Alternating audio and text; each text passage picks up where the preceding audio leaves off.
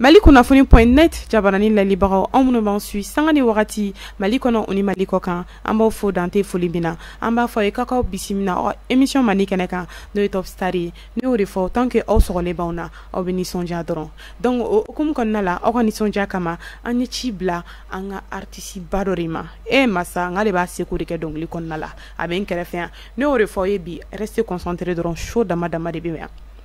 Mastar. Oui. Quand mani bida. Mais ça va acheter. Ah, beauté ni charme ni fin. Et ne t'a comment fait ça. Là le temps briller. Voilà, ça va bien. Wallahi ça va. Acheter hier là. Bash fouille. Alhamdulillah. Donc il veut pas là. Machallah. Oui. D'accord. Donc avant que il présente, en bas ni fait qui voit de mamba in filifien fait. Faut ne regarder na rasu no plateau sans fait. Baro wulile. Auma baro wulile nye. Baro wulile nye awasila ka baro dabora jajadi nye sogomada chamanye baro kamora Allah ni jara sa mais masar sino ko tige sira la mais comme émission ma banko ko be ko fe kana oui tout à fait si ça awasila amba nyini fe parce que chama be olube gan sui mais olube ado awasila mais oluti don ne be fe ki qui présente na chukumina am se ka boy ka ko yere kalama away join awa borami OK d'accord a jarani man flé baga be foni wakati na mako be kan sui Mali kono Mali koka be bela jelen fo kanu baga bela jelen mais aw yere fo dante foni mina on est timinandi on est chesiri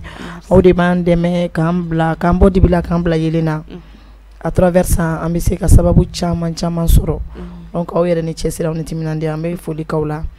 après ni tlalo la me ala fo ka barikada kam fa la fo kam bala fo kam furioro fo donc o ka kanu baga bela jelen fo ne de awasile ni garange de ni mabo de parce que mfay garange mbay maboy ne sikile europe ne be bamako yama même fa dugi kay maray ne man cercle ñoko meraka de donc ni garange de ni bamana ndong ni dalay sikile be bamako ya principalement dugula koro ah OK d'accord awasila famille chama soro la igani kuma nonona si sono ambi fega nyingali mtengwila o te do were na soro ye kalando ke bo kalan suya ka cha bisa ke to kalan duguma kalan ni bise ki dado la ka doni fan ukuka si ma chérie ni ngolo jaranye ni kalane ke ni kalanke ni kalanke premier cycle la ka ta deuxième cycle la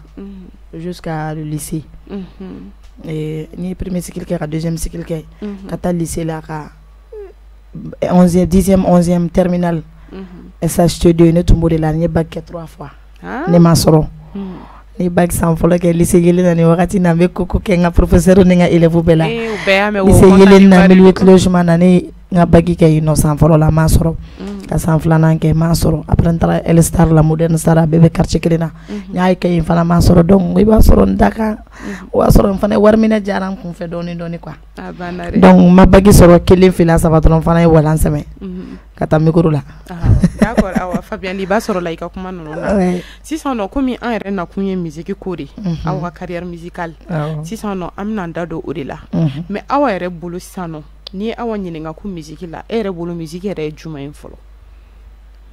bon ne bolo musique est passion di passion mindo abe dai bola et puis abitla ka jaye na dari bola to na ma jaye ni adam ne babla donc ne ko ni ala ya don garsigela nya kanu tel ke nya fa to na nya étude de ke folo kalama diana donc nya kalambla école do nya encourager parce que le tout même bla ko événement nuna donc nana yi mfasia di fanado ne nya makala de 100% di mfala nya makala mbala nya makala anga mo te fo yi kan nya makala ate bara werete quoi ne ko ni bara werete mfani mbabulu mais beni ka fendo korobe no munu ma dong lida o ma microta dans la famille même mo shima dong lida moi je des sœurs et frères qui sont professionnels buka bara wéré de ke outé ika kuma latigete sans ika kuma baga yira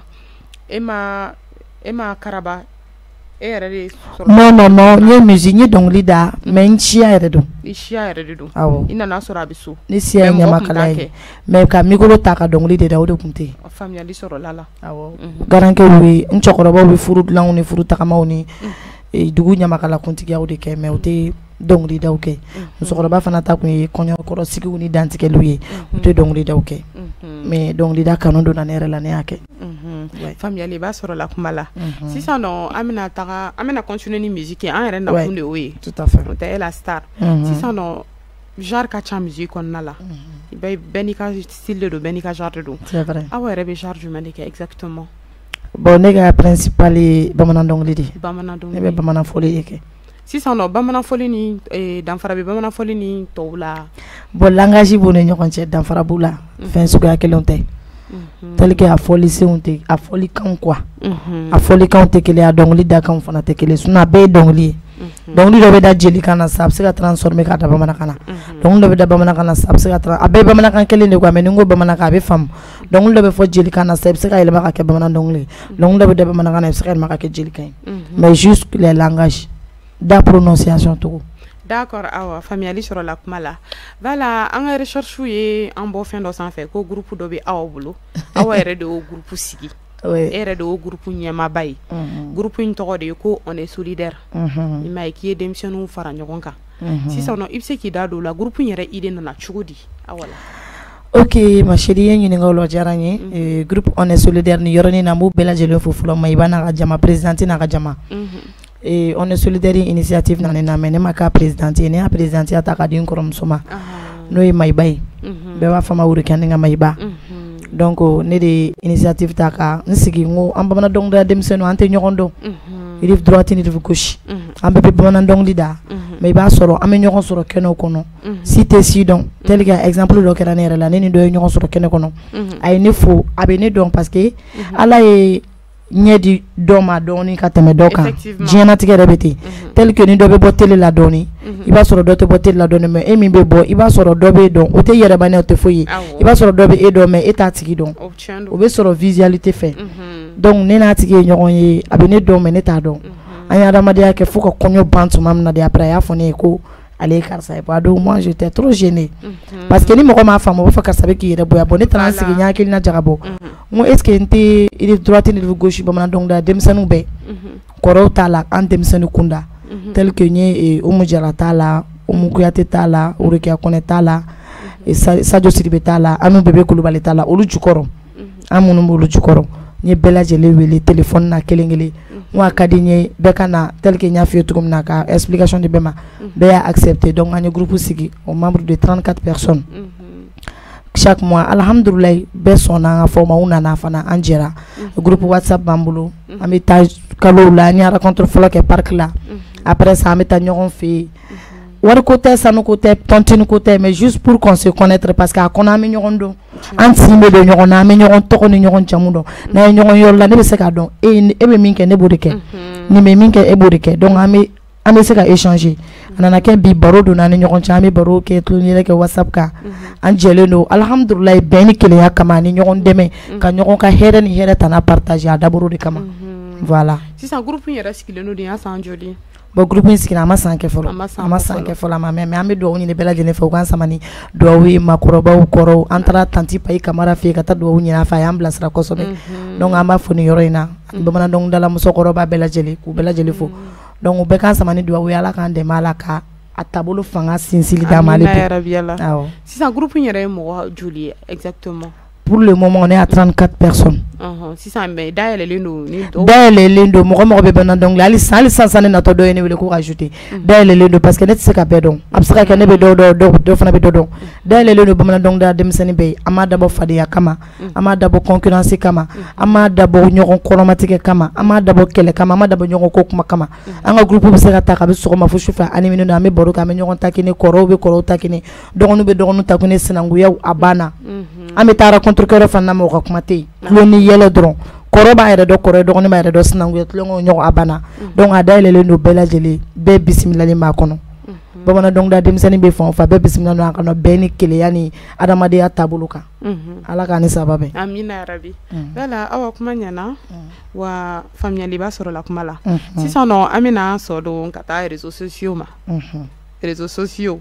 awa rebe chama do ala machine re kan do ala c'est vrai voilà sisan no awa ere bolo artiste ka clash no comportement mu ba ke kanu sigi réseaux sociaux la aywa kuma ba no ne ni do na mo gasi la nteke flamen ko ni demsen yi aywa parce que kuma ma no ima do fi magasi la be do jama gasi la kuma na photo ko do c'est vrai voilà mais awere aklilan jumayo okoka bon beni akina do tel que yenyinga kuma ma no beni ka jenatique ke chukudu beni ka ko mine chukudu beni ka ko bla chukudu bon mi ma ke iba soro de cadeau tigi o de bo arranger moko yere ni mana bebi ka dagala nan dumando quoi ni min kadiye e ba do ikana fa be komna iba soro o de bi arranger bo ke e ma fa moi donc absaka ke ne ka classique c'est ça ne ba soro classique de bene arranger mais est-ce qu'on a arranger inconvénient à quoi faire donc au yoro là mais comment ni nyere au yoro là moi c'est pas mon genre c'est pas mon genre donc munu fana ba ke ala ka kilna nyuma nduma quoi parce que anana amana nyere ani makodo to ko were kama ba to bangi baka ko kama note nambe na dana demsene nyoma ambitle demsene ko mo ba kene manona ni mo be kelela demsene be kelema tlongela est-ce que demsene be seka tle ban tlongela ka banu machienta bo chienta rolo est-ce que demsene do e be bo sa chienta rolo ne ka bangi bo ngono ngoni ni bo ngomba be nan korfa meteke voilà donc akilna de do mo ni fi ayor da mabe ko do ke nyokona iba sora be ne mon nyoche meni eyi miri kola ko do be ba toyi ne miri kola ko do be ba toyi me demsene ko do na jalo ya o de be fembeke na ka do de ma be fembeke on nyoche quoi meni yoro do la je be ko do toyi sinon pour moi BBC ko do la i ka fere la BBC ko do la mais akili de ba dafa jenatique don ka cha don te don kele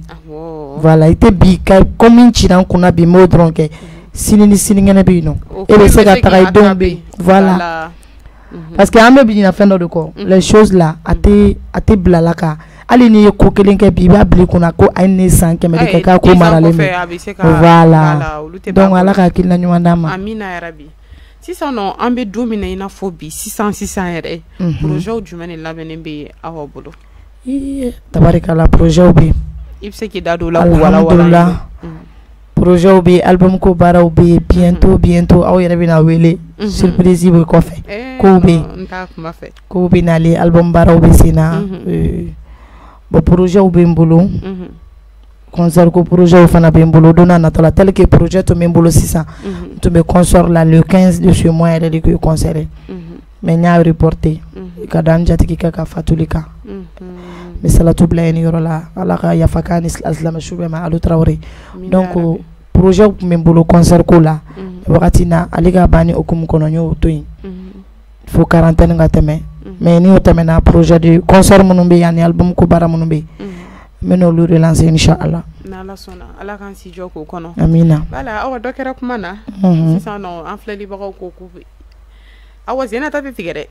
zena ta kone ambe shure bla e wala kone sera donc les années ai awa ka sabali amba ko kan ambi ko mo shure be anobi micro bi bolo la tala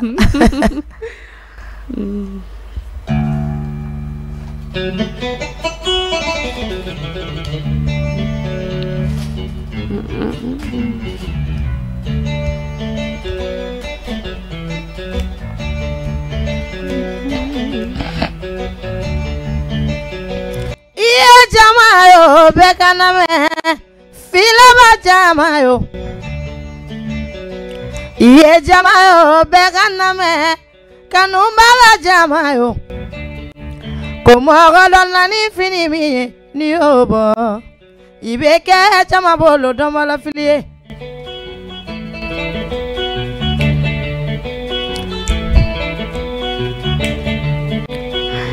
iye jamayo bekaname kanuma jamayo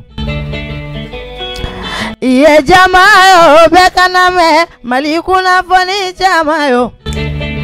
ko mogo don nani turumi ni yobo ibeke jama bolo do mala filie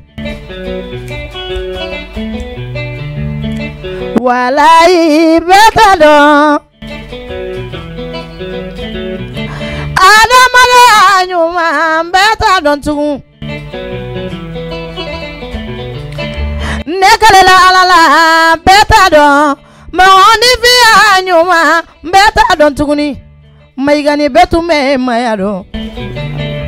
wale ni mai miri kama ni kunudela ibe fenchamanto maya bora kama na ngabora kunudela ni femina na erini miniti reche amboke uyo di enfele di bamango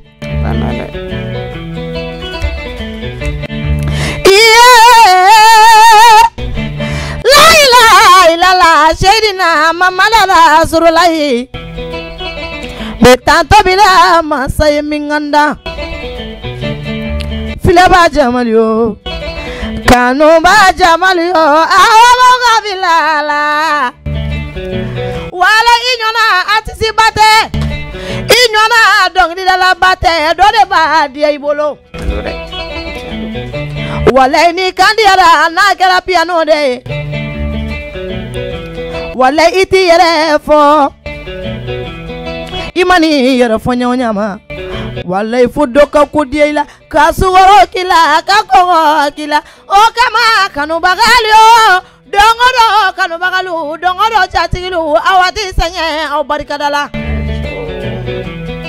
aw de bandeme kambo dibila kambila yelena kandeme dogo ni kene kanala dongodo kanu bagalu aya barika sete lagare barika dako nine kanu bagalu kunyumando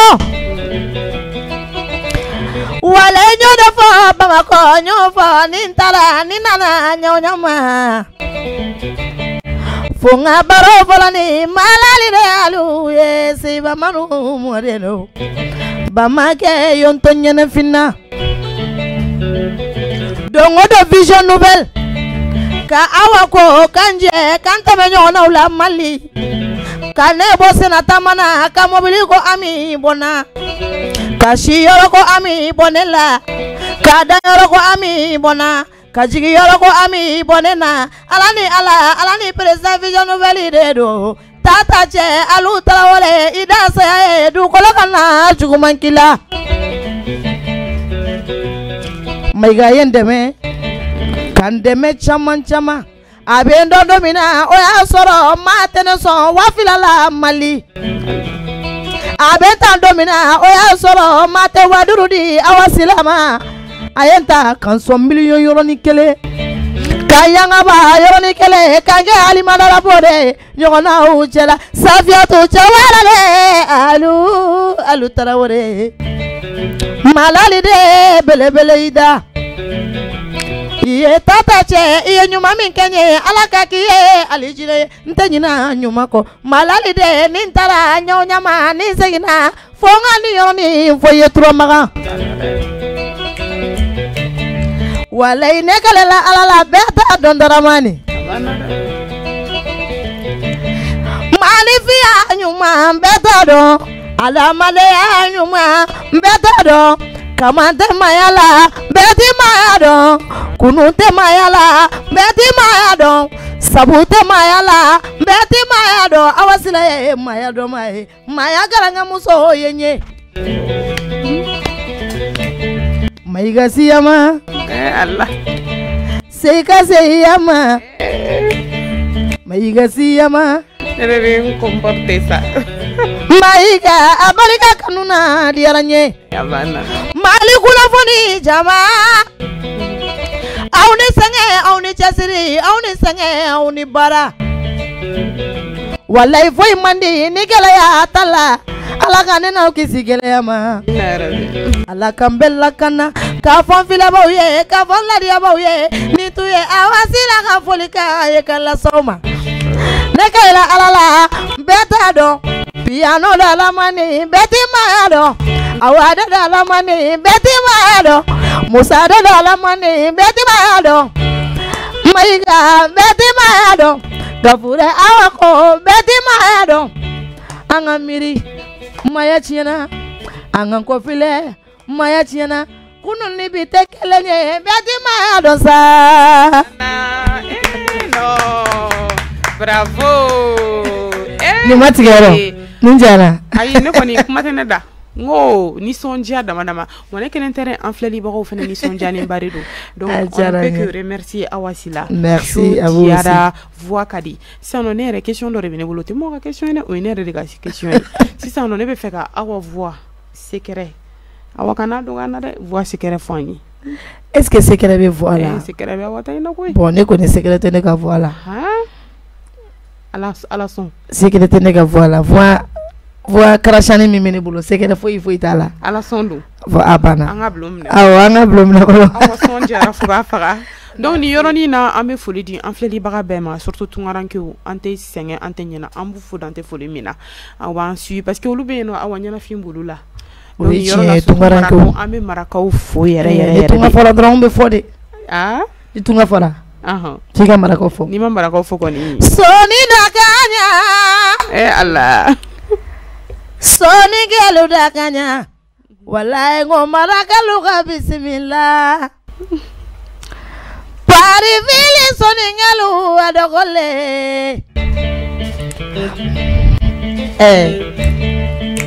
yenga soni ngelu ka bismillah gabandu soni ngelu adonwari pari vili soni ngelu ka bismillah esipani soni ngelu adogole shini soni ngelu ka bismillah ameriki soni ngelu ka bismillah barazavili soni ngelu ka bismillah ngo soni ngelu adogole ni yarabi maraka wele banade katungala taganya ira tungarangeula soni ngale munu abanade koni kamina ta nyama ni bora fasola kibeta tungala nini maraka manyo do uma jabi tunga madiela chendo maraka lo barala o barala pari vile sonengelu barala mbade umbe fanasi katana la srama maria sila srabe dugubolo bari sra do kebe fanasi sama sila la furumo sonyuma mama sila dado lare isumu sila nefande ume faransi sigila auniko abanade shini faransilu tajini sila madamu aidara esipayi marakalu wayo srava sira kule sira wayo srabe espay ani fantasila audonwari ale yesoninga ka bismillah wala isoningelu adagole soningelu ka bismillah ko ajate tamba ka bismillah tamba dango abe pari denela anana domina bamako gafure sewara aja furuke tamba aja tereta je tamba iniko adonwari marakaw adonwari nebe semi ndrone la maraka kana nuye ne so sombe beja ipese ka foi fo maraka kana ni ay kuma te on daere ngo shore bien no nya fo ay togumna restez concentré mais awo ngo folo de jarawa flana de jarawa sabana fana sabali sa nta de be minta ka minto yino nta kuma fe non si sana awa komi ay doke show la donc amna do ko kono tuguni question ote voilà si sana awa genatike musique be ina fo genatike fin to quoi fin mi don avantage bala ina fo inconvénient bala chugomina depuis awa dona dongli dala ye gele o sorala genatike bara gele bala depuis ki da do gele am na don fa ye ngini golo jarani gele re fama ye folo le wulula kasro mo côté musique ke famila donc ni kele yake tena fo munu fa ba ke o baba ke o koro ba ke wulu be facilité min soro e ba soro to comme na cliente donc, oui, parce que ne pas d'âme de tout c'était dur. n filɛbagaw n kanubaga n dɔnbagaw bɛ ka n filɛ ne b'a daminɛ don min na ko n bɛ dɔnkili da o don ni bi tɛ kelen ye c'était dur et dur même parce que dɛmɛbaga tun tɛ yen famille kunda i n'a fɔ professionnel kuma i n'a fɔ baara min yɛrɛ kɔnɔ ka mɔgɔ sɔrɔ min b'i junju a la donc o bɛɛ gɛlɛyaw ye n sɔrɔ mais je me suis débrouillé pas à pas jusqu'à arriver là où je suis aujourd'hui machallah. D'accord awa faamuyali sɔrɔla kuma la donc awa ni an ye dɔ fɔ gɛlɛyaw la a bɛ komi hali ni awa sigilen musique nafa caman lase awa ma dɛ an tɛna don avantage la awa i t'i da don o la dɔɔni i ka dɔ ɲɛfɔ an ye k'o kan. Bon musique nafa ala barika la alhamdulillah rabbil alamin an bɛ ala fo ka barika da n bɛ ala tanu n ye n garisɛgɛ sɔrɔ n ye n bɛrɛmatani sɔrɔ a kɔnɔ ala barika la mais hali bi an mago bɛ dɛmɛw la an mago bɛ jatigiw la an mago bɛ fɛnw na hali bi parce que an ka baara in kɔnɔ an ɲati tɛ ban an ɲati tɛ ban ala barika la wariw sɔrɔla a kɔnɔ mɔgɔw bɛ fɛn dɔ fana fɔ ko fɛn bɛɛ bɛ dɔnkilidala bolo o m'o yɔrɔnin rectifier dɔnkilidala mana diɲɛ fɛn bɛɛ sɔrɔ a kelen t'a dun tel que an ni fɔlikɛla minnu bɛ baara kɛ olu fana mana diɲɛlatigɛ fɛn fɛn sɔrɔ o kelen t'a dun ne t'a fɔ ko wari tɛ dun baara tɔw la dɛ métier tɔw la ne t'a fɔ ko wari tɛ labaara dɛ mais anw ka professionnel artistique kɔnɔ wari min bɛ don a kɔnɔ n ti yɔrɔ tɔw la mais a ɲɔgɔn ka dɔgɔ parce que a wari bɛ n'a sɔrɔ cogo a n'a dun cogo artiste ma dɔgɔyama tɛ dɔnkilidalaw ma dɔgɔyama tɛ jusqu'à ce que an ka mɔgɔkɔrɔba dɔw b'a fɔ ko artiste wari ko a barikalenba tɛ ni n ko a barikalenba tɛ kuma na kɔrɔ don i b'a sɔrɔ bi aw bɛ taa fɔli kɛ bi an bɛ se ka miliyɔn sɔrɔ bi i bɛ miliyɔn y'an tɛgɛ kɔnɔ i bɛ ɲaga la mais ni dugu jɛra k'a ta sɔgɔma la sini sɔgɔma la ka taa bila wulafɛla la a dɔw ka miliyɔn dan ye o don kelen a bɛ n'a ta yɔrɔ a bɛ n'a don yɔrɔ i ni fɔlikɛlaw bɛ jɛ a la minɛnw ni tagayɔrɔ diɲɛlatigɛ fɛn bɛɛ ye wari a bɛɛ bɛ kɛ wari de la quoi minɛn wariw b'a la a tɛ n'a fɔ minnu bɛ a ye ko wari paquet ba bɛ k'an tɛgɛ kɔnɔ k'an kelen ta y'a bɛɛ ye i ni mɔgɔ mɔgɔ bɛ baara jɛ ka baara kɛ aw bɛɛ de ta b'a la aw bɛɛ de jɛ b'a la bɛɛ bɛ dɔɔnin sɔrɔ a la hali n'a ma kɛ kasi ye kɔni bɛɛ bɛ dɔɔnin sɔrɔ donc o b'a to an ka wari an b'a sɔrɔ mais a n'a don yɔrɔ don donc o sɛgɛn dɔɔnin b'an kan an bɛ jatigiw deli hali bi u k'u hakili to an na o se ko ne min ye o kana to ka ɲinɛ an kɔ kana to ka bila kɔɲɔ ni denkulu dɔrɔn ma k'a kɛ ni événement tɛ k'an tɛ wari di an ka artiste ma o ma ɲi dɛ ayiwa o ma ɲi sala b'o yɔrɔ la a ma ɲi k'u ko dabila ka to k'a dɔn ninnu fana dayirimɛ sirilen bɛ nin de la ni nin jɔra wagati min na ɲɛnajɛ tɛ ka kɛ projet tɛ ka kɛ concert tɛ ka kɛ jatigiw kɔ to k'u hakili to a bɛɛ tɛ se delili kun bɔ ne yɛrɛ fɛ sisan ni bɛɛ danbe dɔnnen don ne yɛrɛ o de ne hakilina ye ne dɔnnen don ne ye fɛn min ye ne ka baara ye fɛn min baara wɛrɛ tɛ ne na nin fɛn kɔ a tɛ ka nin fɛn kɛ nin wagati n'a jɔlen don e mun b'a wele n'a b'a d'a ma n'a b'i bolo e ka mɔgɔ don i bɛ hakili to a la mɔgɔ t'a fɔ tuma bɛɛ dɛ parce que n'i yɛrɛ dɔn dɔrɔn i bɛ mɔgɔ de ka position dɔn mais temps en temps a ka to ka bila pochon kɛ orange money ou bien ka bali ka mɔgɔ wele ka san fama ni ma n'a tigi nana bɔ yen o b'a sɔrɔ fɛn dɔ b'i ŋaniya la ka kɛ dɔrɔmɛ kelen ma dɔgɔ ba kelen ma ca jatigiw a hakili to o yɔrɔ in na a kana bɛɛ kɛ ɲɛnajɛ ni ɲɛnajɛ tɛ yen nɔ on mange pas on mange surtout tungarankew o bɛ yɔrɔ bɛɛ n'i y'a bila cogo min na a bɛ na o cogo la a kana ɲinɛ an kɔ tungarankew wagati bɛɛ tɛ fɔli ye wagati bɛɛ tɛ dɔnkilida ye wagati bɛɛ tɛ animation ye wagati bɛɛ tɛ concert ye tuma dɔw la i bɛ se ka kalo 2 kɛ i ma ɲɛnajɛ kɛ donc i bɛna ɲɛnajɛ kɛ don min na o b'a sɔrɔ i bɛ nin ka taa fɛn ta a ma nɔgɔn quoi donc hakili u hakili fara an kan ko ye kuma faamuya ko ye kuma voilà hakili to a la ci sera a seyɔrɔ la awɔ Mali kunnafoni bɛ ci lase a ye ci lase o bɛ diya an ye dɛ voilà sisan awa an bɛna don actualité kɔnɔna la ko min bɛ dugu in kɔnɔna la bɛɛ mɔgɔ si an bɛɛ b'a ka ko kalama la violence envers les femmes donc o de b'a ye muso dɔ bɔnɛna nin na awa yɛrɛ en tant que femme e hakilina ye mun ye o ko la bon niw de banna ɲɔgɔn na niw de banna ɲɔgɔn na i b'a dɔn diɲɛlatigɛ fɛn bɛɛ ye dusukolo de ye ni mɔgɔ dusukolo finna de mɔgɔ kɔrɔ i bɛ se ka fɛn dɔ k'a la donc an b'o tile yɛrɛ de la niw banna ɲɔgɔn na n ye kuma dɔ fɔ dɔnkili kɔnɔ ça revient à la même chose o bɛɛ tɛ kunu ni kamando mɔgɔ filɛ bɛ se ka jɛnatigɛ fɛn bɛɛ k'a la mais n'i miiri yɔrɔnin dɔ ma i bɛ se k'a to yen muso dir'i ma k'i k'a furu a ka kɛ muso ye fa m'a ɲini ka d'i ma ba m'a ɲini ka d'i ma mais i yɛrɛ de y'a kanu i y'a kanu i y'a furu k'a ladon i ka so bon hali ni muso ye an musow man ɲi c'est vrai muso tɛ ɲuman kɛ mais a tɛ fagali kun bɔ mais muso hakili ani cɛ hakili kelen tɛ ni ni muso ma ɲɛ a la moi je préfère que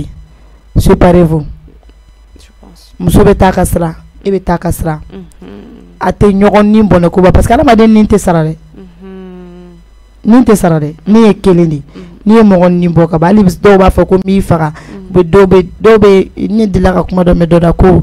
u b'i faga après u b'a bɔ i ɲɔgɔnna wolo ka di i ba ma u b'a fɔ jargon in bɛ to ka fɔ mɛnɛ mais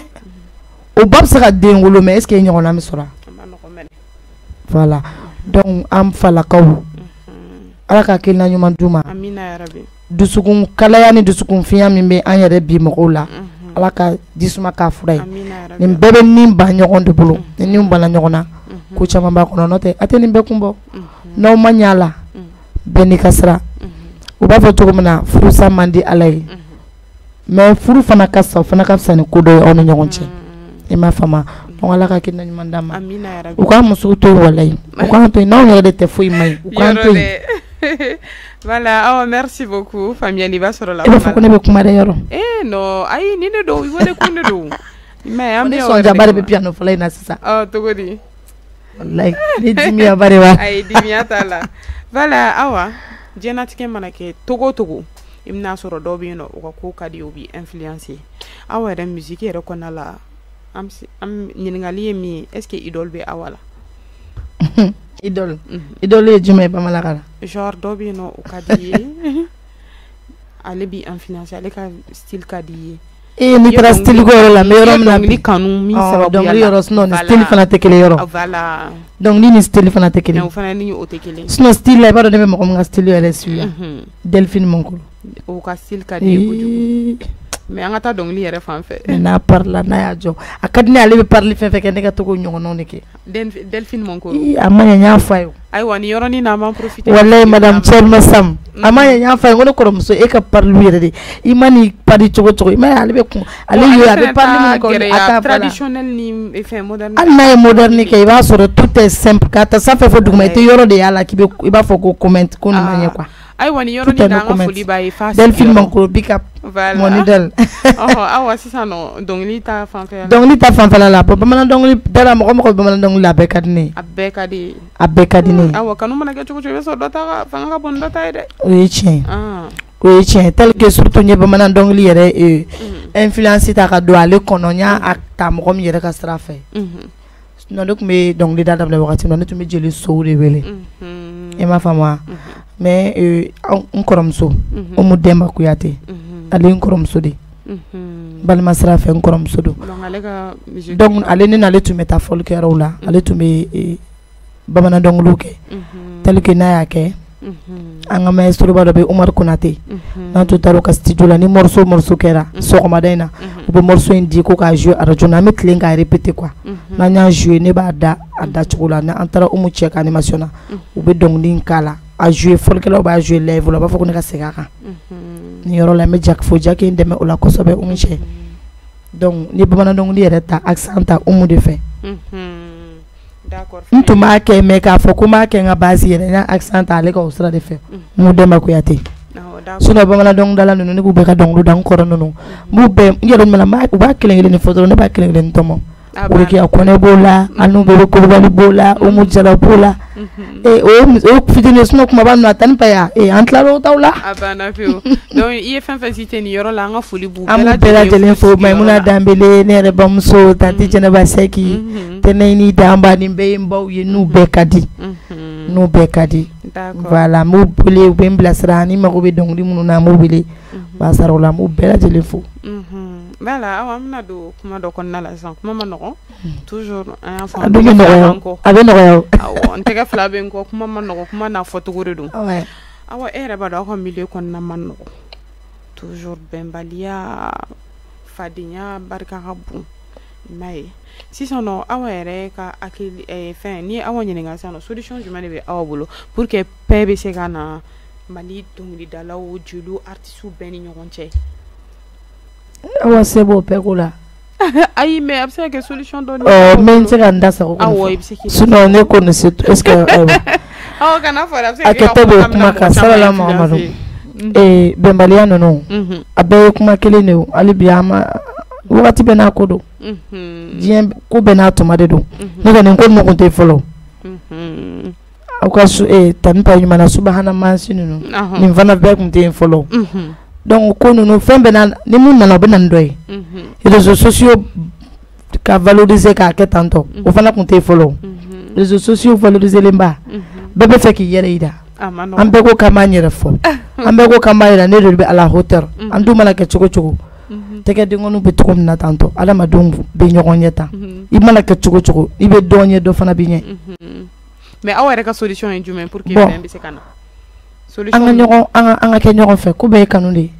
ni mɔgɔw ni ye ɲɔgɔn kanu o tɛ ɲɔgɔn kɛlɛ o ka kɛ ɲɔgɔn fɛ ka fara ɲɔgɔn an ka kɛ ɲɔgɔn fɛ an ka kodiya ɲɔgɔn bolo an ka yira k'a fɔ an bɛɛ de kulu kelen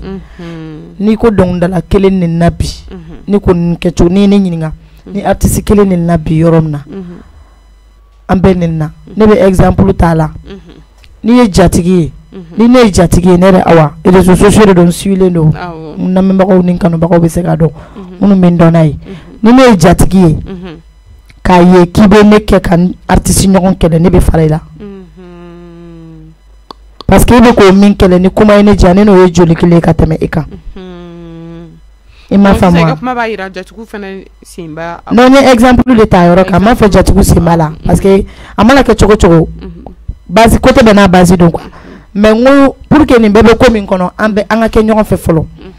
ko di koko pɛrɛnna basa bɛ don n'an yɛrɛ dama sɔnna ɲɔgɔn ye an kɛra ɲɔgɔn fɛ an y'a dɔn k'a fɔ nin de ye ɲɛ ye ne ye kɔ ye nin de ye kɔ ye ne ye ɲɛ ye mais i b'a sɔrɔ nin bɛ ko dɔ dɔn ne t'a dɔn i b'a sɔrɔ ne bɛ ko dɔ dɔn nin t'a dɔn mais o bɛɛ la an ye kelen on est soudés on restera soudés an tɛ ɲɔgɔn labila n'aw ma ɲɔgɔn labila mɔgɔ la tɛ se ka don an ni ɲɔgɔn cɛ donc an ka kɛ ɲɔgɔn fɛ an ka ɲɔgɔn kanu an ka kodiya ɲɔgɔn bolo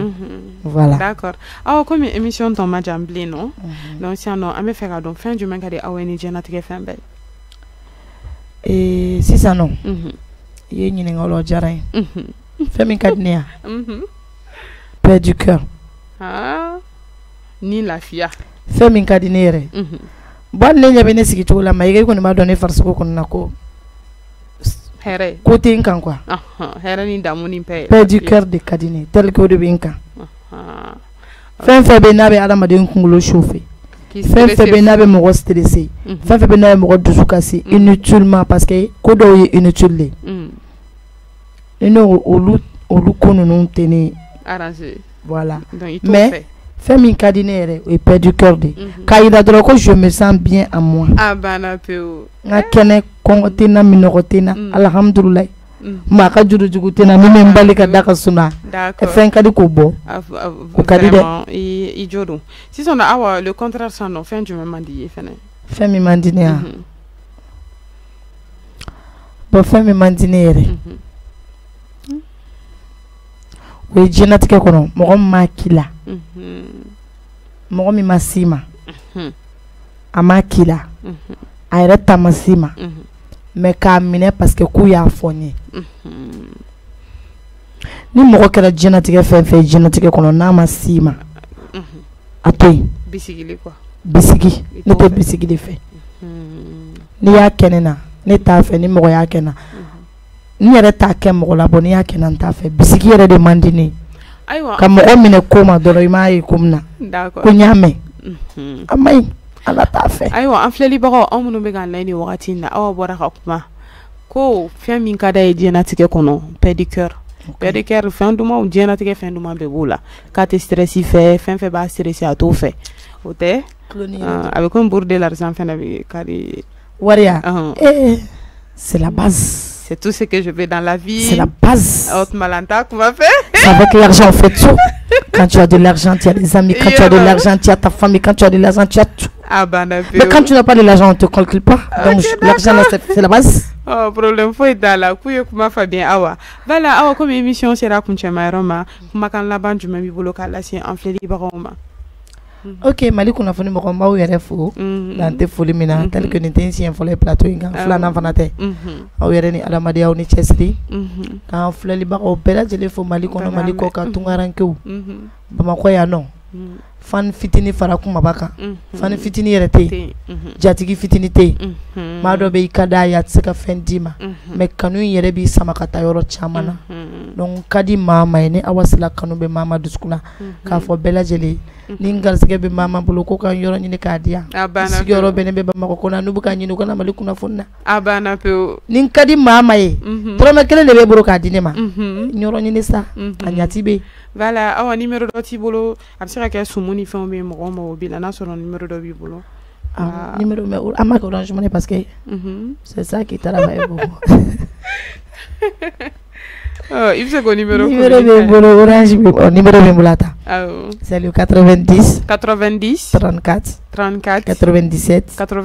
08. Voilà, aw mɔgɔ fɛn fɛn bɛ yen k'aw mɔgɔ bɛ Awa Sila la aw bɛ se k'a contacter ni numéro in na. Voilà, an filɛlibagaw. Donc ni ne tun b'an bolo bi k'a di aw ma j'espère que aw ni ne an bɛɛ lajɛlen satisfaira donc an b'a fɔ aw bye bye à la prochaine.